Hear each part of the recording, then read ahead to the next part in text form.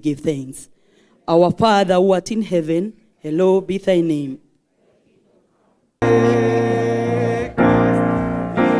Our chairman, Dr. S.K. Masharia, Vice Chair Mrs. Gadoni Masharia, and the family, the whole directorship of Royal Media Services, Inoro FM, read by my boss, Jeff Kuria.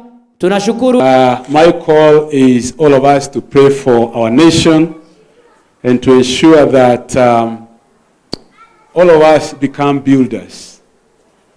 Let us pray, because when things go wrong, many times we at the bottom are the people who suffer. I don't think those people are the top server, but it is us who suffer.